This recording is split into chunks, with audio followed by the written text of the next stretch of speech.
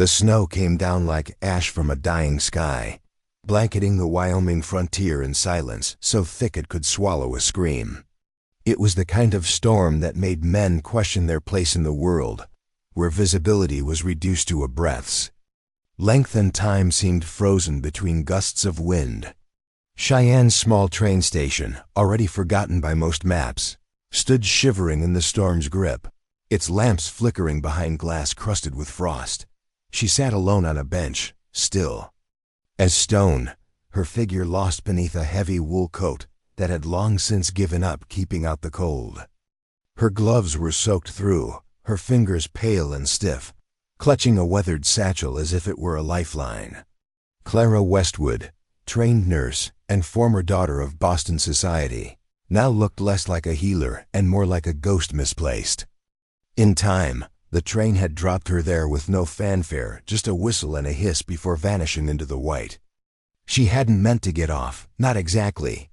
But when the conductor had shouted about line obstructions and no choice but to wait it out, she'd seen no alternative. Her original post at Fort Eden was still 100 miles off, and no stagecoach would run in this kind of weather. She had chosen this bench because it was the only one not buried in snow. She stayed because standing hurt more than freezing. From the gloom emerged a figure, tall and deliberate. His coat was a deep chestnut, heavy and lined with fur, the kind only wealth could buy. A wide-brimmed black hat shielded his face from the snowfall, though it couldn't hide the grit in his eyes. He walked like a man who knew the land and didn't fear it. James Langston, rancher, war profiteer, and by most accounts, the richest man in 4 counties. To those who didn't know him, he was just another cowboy with too much land and too little heart. To those who did, he was more complicated and far more dangerous. James stopped a few feet from the bench, looking down at her as if trying to decide whether she was real. Clara stared at his shadow, her lips parted, breath of fragile cloud. "Don't," she murmured, the sound barely louder than the wind. "Don't let me die here." He blinked. He'd heard similar words before on battlefields, in fever. Camps whispered through bloodied mouths. He'd ignored them then. He'd been younger, colder. Now he wasn't sure what he was. "Ma'am," he said, voice gruff, "you need to get up." She tried. Her legs betrayed her. She collapsed back onto the bench with a shudder. "Train left," she said, her teeth chattering between words. I had orders, Eden, medical post, but they said -snow ... I waited ... I thought." James took a step closer, eyes scanning her form with a practiced, calculating gaze. She wasn't just cold, she was on the edge, skin too pale, breathing shallow. If he left her there, she wouldn't last another hour. And yet he hesitated. Saving her meant opening a door he'd sealed shut years ago. He crouched down. "What's in the bag?" She looked at it. "Supplies. Bandages. Letters of appointment. It doesn't matter if I'm dead. I'll decide what matters." He reached for her arm. She didn't resist. Inside the station's telegraph office, the fire was dying in the potbelly stove. He kicked the door open, boots thudding against the warped wooden floor. The clerk had gone home hours ago.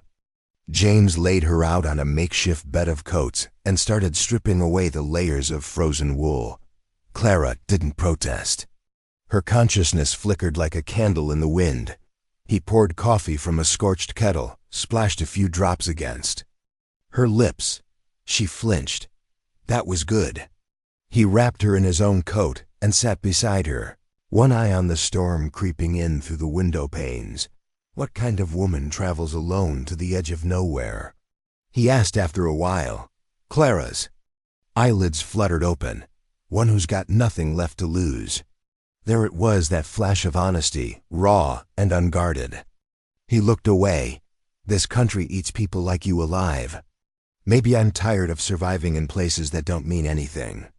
Silence fell again, heavy with the weight of everything neither of them dared say.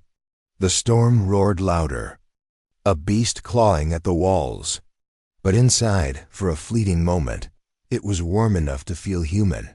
He lit a lantern and placed it between them. The flame cast shadows that danced like memories, some welcome, most not. You married? He asked. She shook her head. Engaged. He died at Antietam.